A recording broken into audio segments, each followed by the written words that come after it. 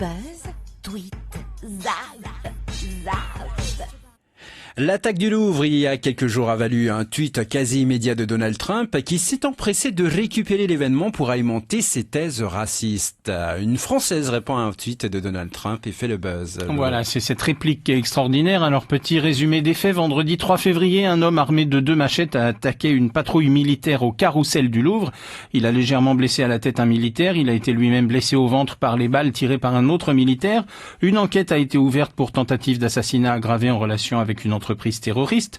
Le suspect s'appellerait, d'après les débuts de l'enquête, Abdallah El Hamami et serait ressortissant égyptien. François Hollande a évoqué un acte dont le caractère terroriste ne fait aucun doute. Quelques heures à peine après l'attaque, alors que de nombreux détails étaient encore inconnus du public, le président américain Donald Trump, qui en sait plus que tout le monde, a tweeté sur l'attaque. Il a fait ce tweet: un nouveau terroriste islamiste radical vient d'attaquer le musée du Louvre à Paris. Les touristes ont été confinés.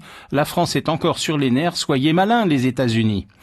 Fin de citation du tweet de Donald Trump. Sur Facebook, il y a quelqu'un qui s'appelle Edgy Wild, c'est un pseudo, qui a décidé de répondre point par point au président américain. C'est en fait une Parisienne qui n'a pas eu le même sentiment que Donald Trump, et son texte a été publié sur Facebook et a été partagé plus de 200 000 fois. Et elle dit ceci, je cite: « Cher Monsieur Trump, merci de vous inquiéter pour nous.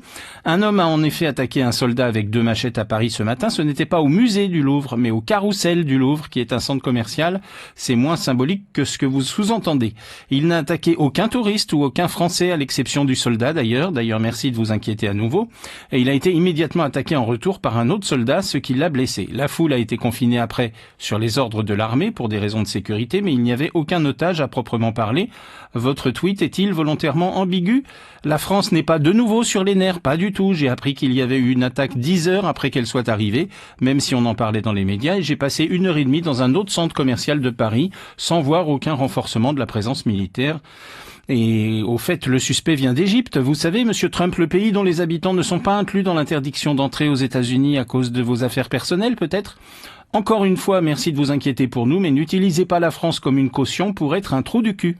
Vous êtes celui qui favorise la peur en déformant la vérité, bien à vous, Edgy Wild.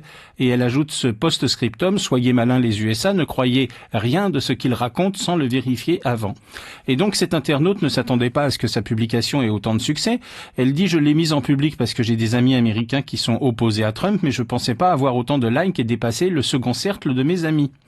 Et c'est le décalage entre ce qu'écrivait Donald Trump et ce qu'elle voyait dans la presse qui a amené Edgy à écrire son texte. Elle dit: j'ai vu passer le tweet, j'ai lu la presse française et j'ai vu que c'était pas au Louvre mais au Carrousel, que c'était un ressortissant égyptien. Alors j'ai eu envie de dire quelque chose. J'ai trouvé le tweet de Trump exagéré, c'est pour ça que j'ai voulu le corriger. Et son commentaire a eu beaucoup de succès, souvent repris et traduit aux USA. Donc un joli petit kiff pour cette Française et la satisfaction d'avoir clashé le président des États-Unis et surtout ce président-là. Voilà, et puis un petit j'aime, un petit pouce pour